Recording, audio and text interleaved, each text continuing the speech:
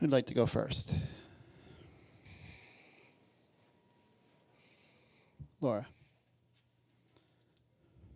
Just what are the next steps for Frankie Montas and Shamanaya? So Frankie's got Friday. He's pitching again, and then we was talking to Manaya. Looks like it's going to be Sunday for him.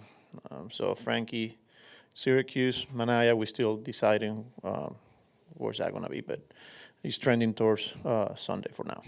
And that would be Frankie's last rehab start? Not necessarily. I mean, we could use the whole 30 days if we need to. Yeah, so let's get through this one on Friday, and then we'll see where we at. Will? Hey, Carlos, with Montaz, have you made anything yet of the results in these games for him? No, but I know Hef was talking to him about his mechanics. Again, I think the one thing we see we're not, the result is, this is kind of like spring training for him, and hitters now are like in mid-season form, and it's hard to put too much into it where, you're not game planning, you're just going out there and, which I think we got to do a better job of that in preparing him and giving him a little bit of a idea.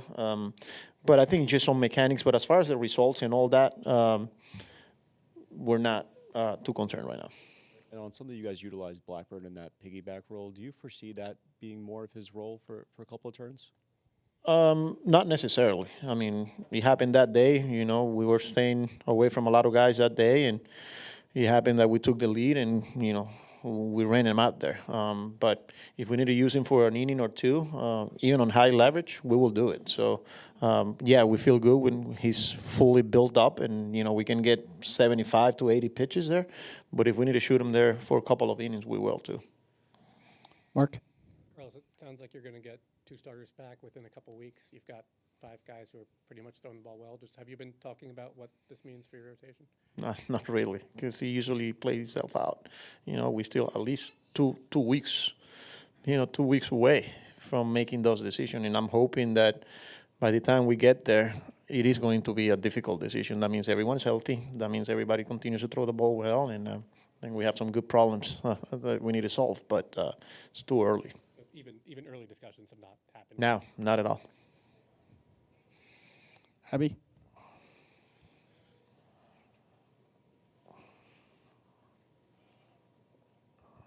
We've talked a lot the last few days about how you're working in some of the versatile infield guys, but how are you working in Jared Young, who also offers quite a bit of versatility?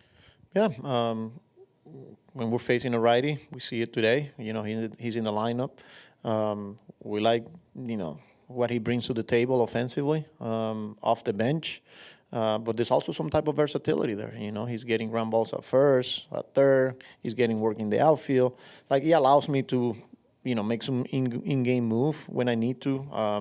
And on a day where we feel like I need to put more lefties in there, he's in there. So, yeah, he adds up to that mix that you feel good about your chances when you're riding that lineup. So, yeah, and he'll continue to get opportunities here. I know he's had a couple starts in left field. Do you anticipate him getting any other outfield starts? I don't know, maybe. But Antoine is doing a good job with him, kind of preparing for a potential start if we need him to. But in the meantime, the DH, the lefty bat, like I said, it's kind of like what we're looking at. Peter? Carlos, Marte obviously was going to be one to lose playing time when you guys signed Soto. But Soto says that Marte has been probably the one guy that he's talked to the most about what it means to, do things the Mets way and things like that. Does that surprise you at all that Marte would kind of have that sort of positive attitude about it? Not at all, because that's one thing when I first met him last year, a total professional, with the way he goes about his business on and off the field. This is a guy that is very quiet and doesn't show a lot of emotions, but in that clubhouse, he means a lot to all of the guys there, because like I said, he's not afraid to pull a guy aside and talk to him in a good way, or push him at times, when he needs to. And in the case of Soto, he said it. Juan said it, obviously, but he's not only with him, but with everyone, some of the younger players. And honestly, it's not an easy role for him. He's on top of what he's doing with a lot of the guys in there.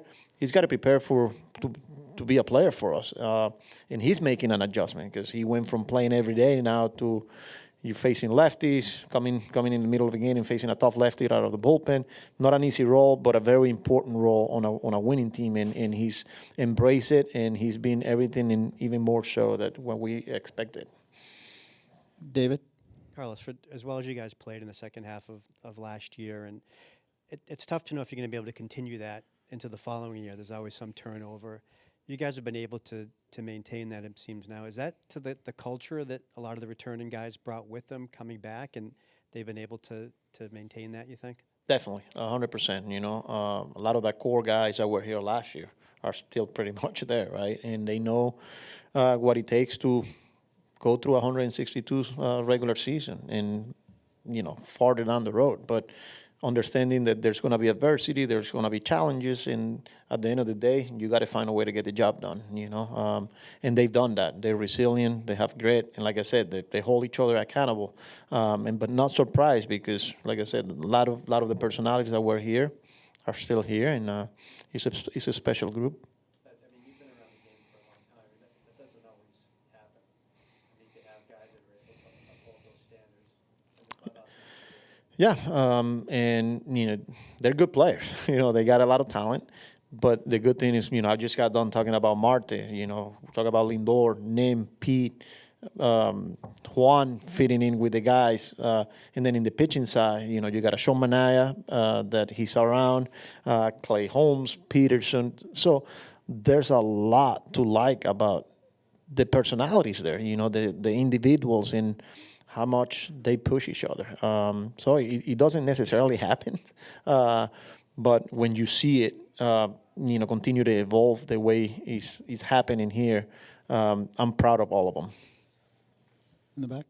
Yeah, Budo has been pretty good out of the pen recently in a few games, but he started off a little rough this season. Did the pitching coaches do any work with him at the beginning of the season, kind of get him back on track? Yeah, attacking, feel like every time he gets in trouble, he's missing arm side or he's trying to be too fine, especially against lefties, and trying to make the perfect pitch.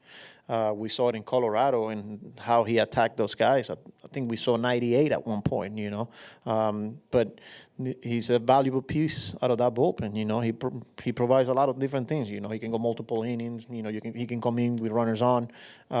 So they're not going to be perfect all the time, and that's part of the 162. They're going to be going through stretches where it's not easy, but I like where he's at. The past two outings, he's been really good for us.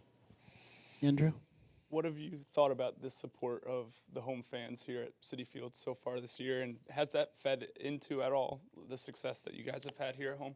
Incredible. It's hard to describe, but for sure we're feeling it. And I said it last year towards the end, and then from the beginning. I feel like on opening day when we first play here, it was a playoff atmosphere, and proud of them. I said it early in the season too. I feel like there's a connection now between the team and our fan base, and we feed off that. They're right behind us, good and bad. They're gonna cheer, they're gonna boo, and that's what makes our fan base who they are. They're special. Everybody good?